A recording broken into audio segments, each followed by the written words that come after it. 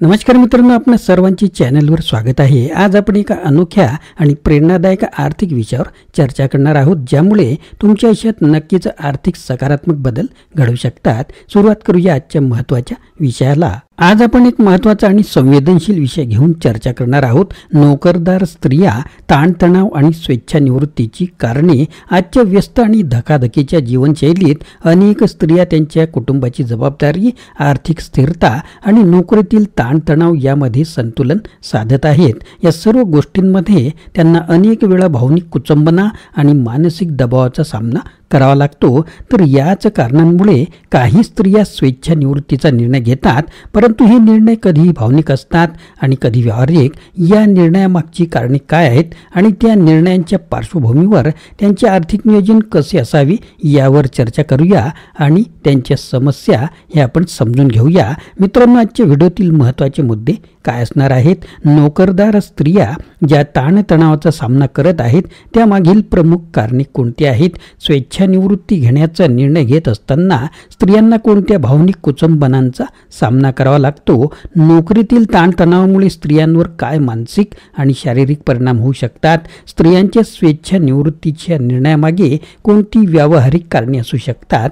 नोकरदार स्त्रियांना त्यांच्या आर्थिक नियोजनात कोणत्या प्रमुख गोष्टींचा विचार करावा लागतो? स्वेच्छानिवृत्ती निर्णय घेताना स्त्रियांना कौटुंबिक आणि आर्थिक जबाबदाऱ्यांचा कसा सामना करावा लागतो? स्त्रियांच्या भावनिक आणि व्यावहारिक स्वेच्छानिवृत्ती निर्णयामधील अंतर काय आहे?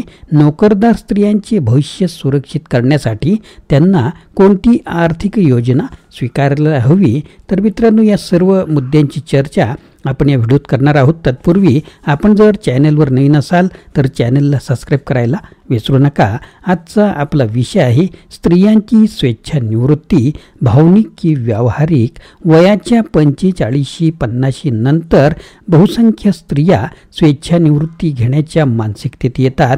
त्याची कारणे अनेक प्रकारची असू शकतात, पण पुरुष प्रधान संस्कृतीतही स्वतःच्या बुद्धिमत्तेचा आणि कार्यकुशलतेचा प्रभाव पाडून उच्च पदे प्राप्त करताना झालेली बदलीचे राजकारण असो वा वशिलेबाजी असो, एवढेच नव्हे तर सरकारी नोकरीत जाती जमातीचे चाललेले राजकारण असो, या सर्व ताणतणावांना तोंड देताना नोकरीची निर्माण होणारी घृणा आज स्त्रियांचे स्वेच्छानिवृत्तीचे महत्त्वाचे कारण ठरलेले आहे।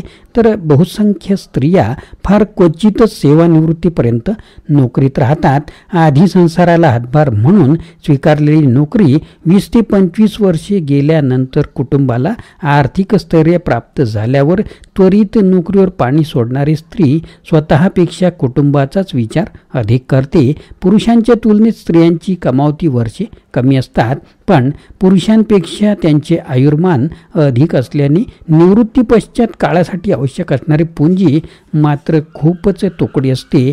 पर्यायाने त्यांना मुलाबाळांवर अवलंबून राहण्याशिवाय गत्यंतर नसते। त्यातही पतीचे उत्पन्न घटलेले असेल तर संपूर्ण आर्थिक तंगी अनुभवावी लागते। सध्या विद्यमान लोकसंख्येच्या 5% स्त्री पुरुष कमावत्या कुटुंब सदस्यांवर अवलंबून आहेत, पण हेच अवलंबित लोकांचे प्रमाण 2050 मध्ये एकूण लोकसंख्येच्या 15% पोहोचणार आहे। त्यात स्त्रियांची संख्या लक्षणीय असणार आहे। आज खरे म्हणजे भारतीय स्त्रियांनी आपल्या निवृत्ती पश्चात अवधीसाठी गांभीर्याने विचार करणे आवश्यक बनलेले आहे।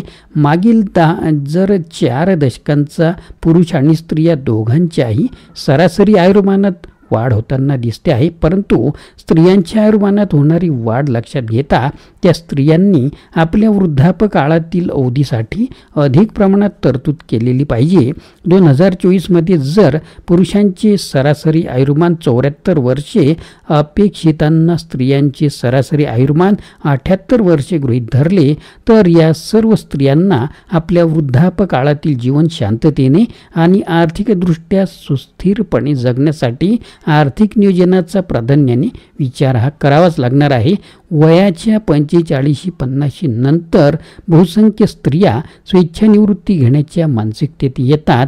याची कारणे अनेक असू शकतात, पण पुरुष प्रधान संस्कृतीतही स्वतःच्या बुद्धिमत्तेचा आणि कार्यकुशलतेचा प्रभाव पाडून उच्च पदे प्राप्त करताना झालेले बदलीचे राजकारण असो वा वशिलेबाजी असो, एवढेच नव्हे तर सरकारी नोकरी, जाती जमातीचे चाललेले राजकारण असो, या सर्व ताणतणावांना तोंड देताना नोकरीची निर्माण होणारी घृणा आज स्त्रियांची स्वेच्छानिवृत्तीचे महत्त्वाचे कारण ठरलेले आहे.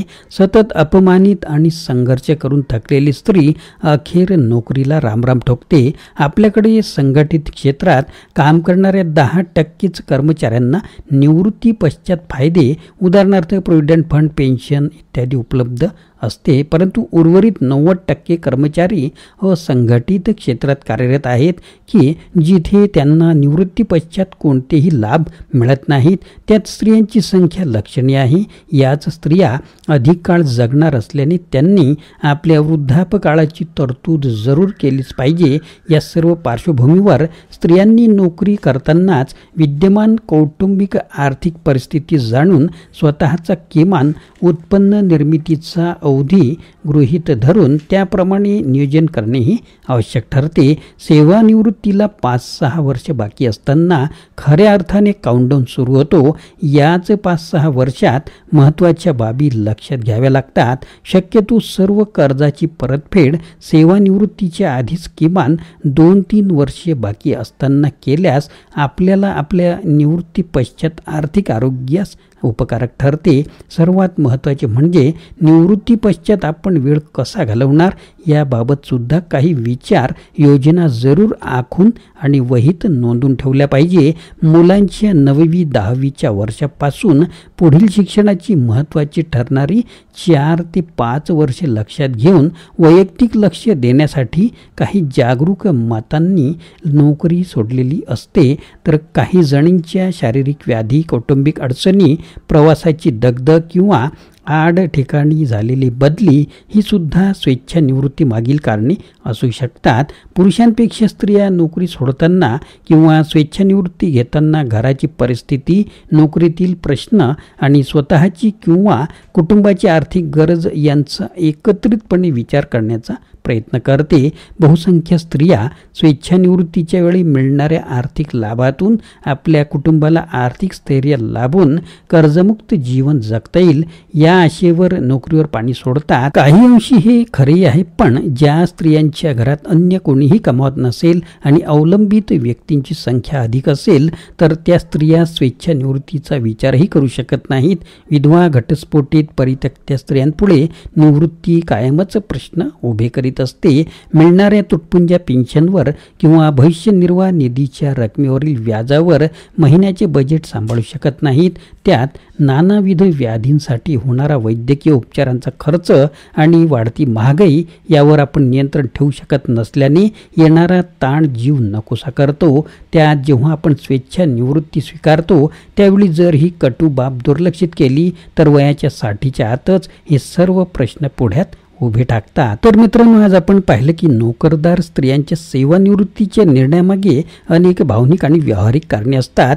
या निर्णयाने त्यांना ताणतणाव आणि मानसिक थकव्यानंतर एक विश्रांतीची आवश्यकता असू शकते, पण त्याच वेळी कौटुंबिक आणि आर्थिक जबाबदाऱ्यांचा विचार करणे अनिवार्य आहे. म्हणूनच आर्थिक नियोजन हे खूपच महत्त्वाचे आहे, जेणेकरून भविष्यातील स्वेच्छानिवृत्तीला एक सकारात्मक व सुरक्षित दिशा मिळू शकते. स्त्रियांना त्यांच्या निवृत्तीच्या निर्णयात स्वतःच्या भावनांचा आणि व्यावहारिक आवश्यकता यांचा योग्य समतोल साधावा लागतो. या सर्व मुद्द्यांवर विचार करणे आवश्यक आहे, ज्यामुळे ते एक शांतीपूर्ण आणि आनंदी जीवन जगू शकतात. मित्रांनो, आशा आहे की तुम्हाला हा व्हिडिओ आवडला असेल. कृपया लाईक करा, शेअर करा आणि तुमच्या मित्रांसोबतही हा व्हिडिओ शेअर करा. चॅनलला सबस्क्राईब करा आणि आमच्यासोबत या शिक्षणाच्या प्रवासात सामील व्हा. पुन्हा भेटूया अशाच प्रकारच्या आगळ्या वेगळ्या व्हिडिओमध्ये. धन्यवाद.